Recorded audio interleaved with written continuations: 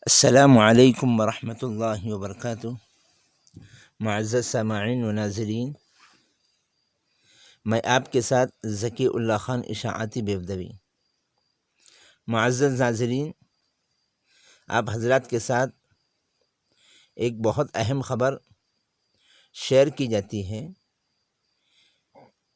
کہ نفرت انگیز تقاریر کے خلاف جمعیت علماء ہند کی طرف سے سپریم کورٹ میں عرضی داخل۔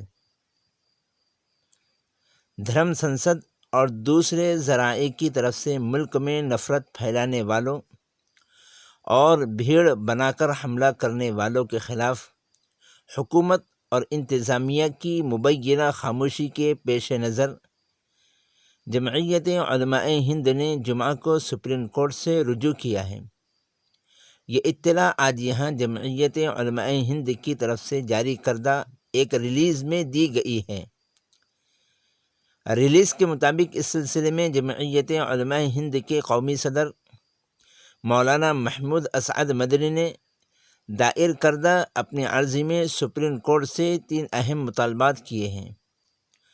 عرضی میں تحسین پونا والا کیس 2018 سے متعلق سپریم کورٹ کے فیصلے کا حوالہ دیتے ہوئے یہ درخواست کی گئی ہے کہ نمبر 1، عدالت عظمیٰ حکومت سے ہیٹ اسپیچ کے سلسلے میں اب تک کی گئی کارروائیوں پر رپورٹ طلب کرے، بالخصوص پیغمبر اسلام محمد صلی اللہ علیہ وسلم کی ذات اقدس کو نشانہ بنانے والوں کے خلاف کیا کارروائی کی گئی۔ نمبر 2، ملک میں ہیٹ کرائم کی شکایات کو مرتب کرنے کے لیے ایک آزاد کمیٹی تشکیل دی جائے۔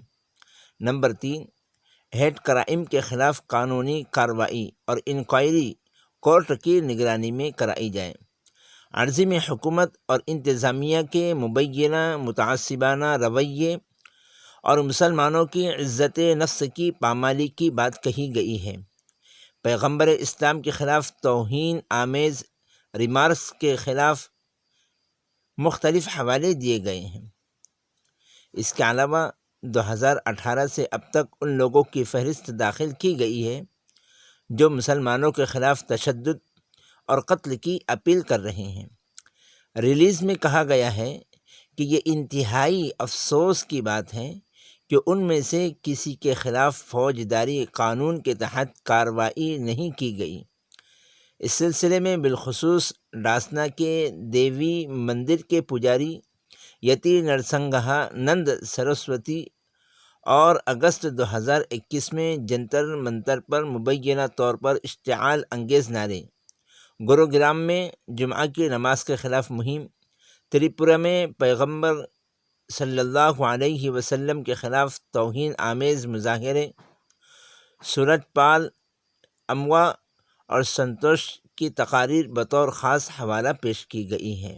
صدر جمعیت علماء ہند مولانا محمود اسعد مدنی نے اپنے دائر کردہ عرضی کے سلسلے میں کہا کہ سرکار کی مبینہ خاموشی سے آج ملک میں تکلیف دہ حالات پیدا ہو گئے۔ اس ملک کے وقار، سالمیت اور مسلم اقلیت کی جان و مال کے تحفظ کے لیے متحدہ جد و جہد کی ضرورت ہے۔ انہوں نے لوگوں سے اپیل کی کہ وہ صبر و استحکام کے ساتھ حالات کا مقابلہ کریں۔ السلام علیکم ورحمۃ اللہ۔